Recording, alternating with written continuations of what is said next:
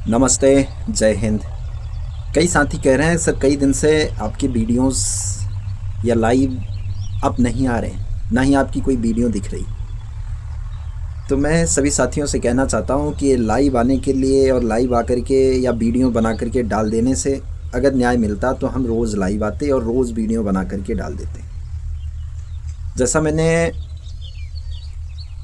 पिछले कई दिनों से मैं लगातार जो 2.5-3 साल से लगातार जो संघर्ष कर रहा हूँ, अक्टूबर 2022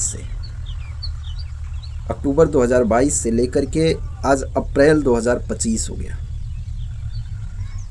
तो मैं लगातार ये सोच रहा था कि ऐसा कौन सा काम अभी हमने नहीं किया जो मुझे करना चाहिए, जिसकी बदौलत जो सेना के साथ जो जुर्म हो रहा है, जो देश की सुरक्षा के साथ जिस तरीके से जुल्म जास्ती की जा रही है, जिस तरीके से जवानों का शोषण किया जा रहा है, ये तमाम जो मुद्दे हैं, कौन सा ऐसा कदम जो हमने अभी तक नहीं उठाया, वो कदम उठाने से हमारी सेना को, हमारे जवानों को, हमारी देश की सुरक्षा को बचाया जा सकता है।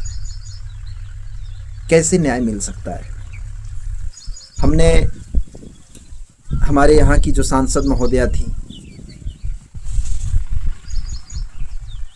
प्रिया सरोज जी, नई निर्वाचित सांसद प्रिया सरोज जी के पास हम 2 लोग गए थे, 2 जवान। वहाँ पे उन्होंने कहा था कि हम आप लोगों की आवाज़ को पार्लियामेंट में उठाएंगे। उससे पहले अकेले मैंने जाने कितने सांसद महोदय से मिला था। बिहार के पूर्णिया से निर्दलीय सांसद हैं पप्पू यादव जी, उनसे मिला था। नगीना से चंद्रशेखर आज़ाद, जो अपने आप को चंद्रशेखर आज़ाद कहते हैं, चंद्रशेखर आज़ाद रावण, अभी आजकल शायद रावण नहीं लगाते, उनसे भी 2 बार मुलाकात की। वहाँ पे उन्होंने भी कहा कि हम लगातार पार्लियामेंट में लोगों के मुद्दों को उठाते हैं और ये शायद भूल गए हैं। तो मैं इनको याद दिला दूं कि जिस दिन सेशन शुरुआत होगा, जिस दिन पार्लियामेंट चलेगी, उस दिन हम आपके मुद्दे को सरकार के सामने ज़ोर शोर से उठाने की कोशिश करेंगे और उठाएंगे। लेकिन सेशन ख़त्म हो गया, वो महोदय भी नहीं उठाए। वहीं अयोध्या से जो सांसद अवधेश प्रसाद जी, जिनको देश ने ही नहीं पूरी दुनिया ने देखा कि अयोध्या फतेह करके आए, अयोध्या के सांसद, पासी समाज से आने वाले अवधेश पासी, उन्होंने कहा कि आप ही नहीं जानोगे, पूरा देश जानेगा, न्याय मिलेगा, न्याय मिलेगा। हम आपकी बात को, आपकी आवाज़ को पार्लियामेंट में, लोकसभा में उठाएंगे और आप ही नहीं पूरा देश देखेगा। और वो आप लोग अगर देखते होंगे तो कभी लोकसभा के जो स्पीकर होते हैं उस चेयर पे भी बैठते हैं जब ओम बिरला जी नहीं होते हैं। तो उसके बाद और भी देश के जो नेता प्रतिपक्ष हैं, नेता विपक्ष, नेता प्रतिपक्ष, जो भी कह लें, leader of opposition Rahul Gandhi ji से भी फरवरी में जब मेरी मुलाकात हुई, रायबरेली दौरे पे जब आए थे,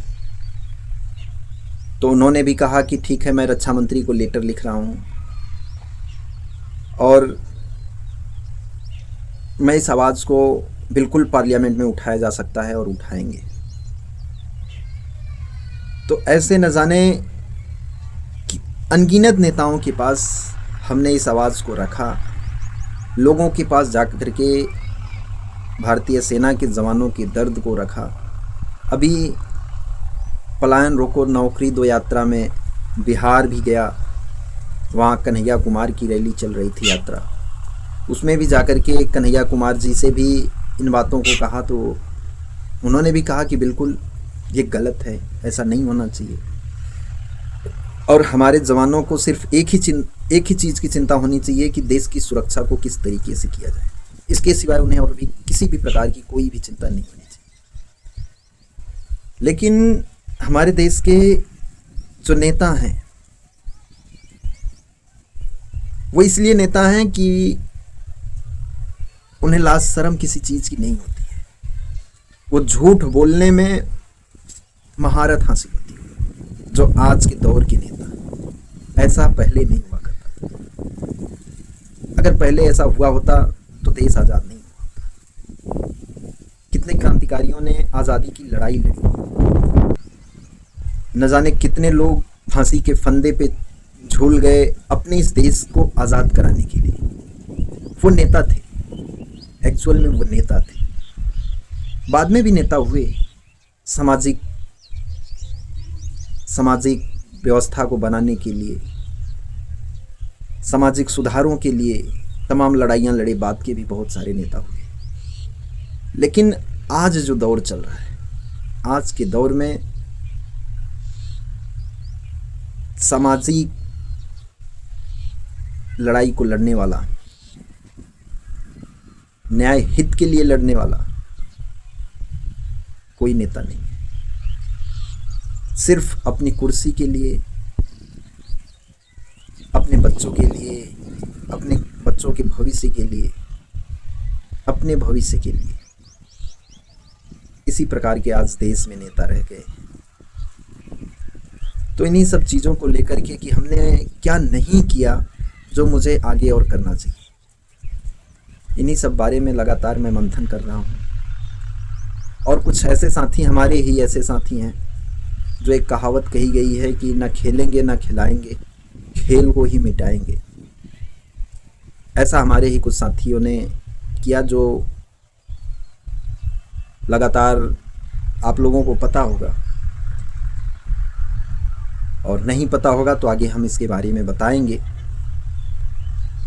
और जवानों को भी कहेंगे कि हमने आप लोगों से कुछ आर्थिक मदद के लिए कहा था, जो कि मुझे शायद नहीं कहना चाहिए था। मेरा कहने का मतलब यही था कि इसलिए हम सिर्फ रील्स बनाने के लिए, वीडियो बनाने के लिए, कुछ भी लाइव आकर के सिर्फ बोलने के लिए, ये चैनल से पैसा कमाने के लिए, इन उद्देश्य से ये चीज़ें नहीं की गई हैं। मैं बहुत कुछ विचार कर रहा हूँ, बहुत कुछ सोच रहा हूँ कि आखिर किस तरीके से और क्या क्या किया जा सकता है। और रही बात हमारे सेना के साथी, तो साथ देंगे नहीं। जो कोई 2-4 लोग जो साथ आए थे वो भी स्वार्थी ही निकले।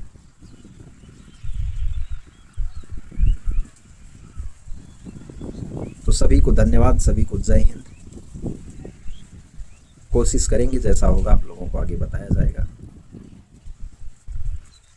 और जब कुछ ऐसा होगा आप लोग परेशान मत होइएगा।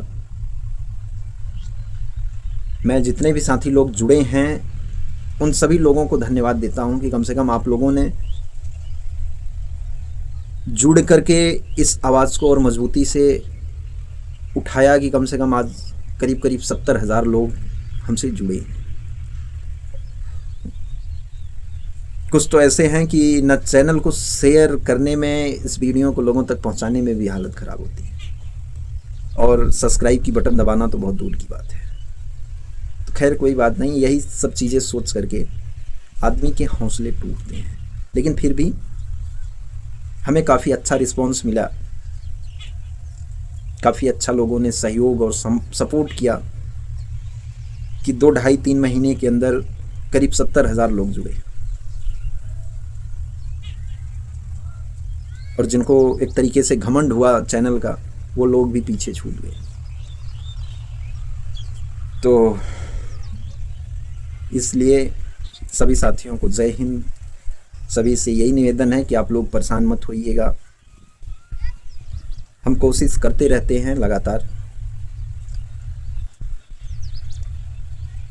और हम लगातार लड़ने की कोशिश करेंगे, क्योंकि मुझे सिर्फ बुज़दिलों के लिए नहीं जीना है, मुझे अपने देश के लिए जीना है, अपने देश के लिए लड़ना है। और जो कसम खाई है वो सच्चा फ़र्ज ज़रूर निभाना है। जय हिंद, वंदे मातरम, इनकलाब जिंदाबाद, भारत माता की।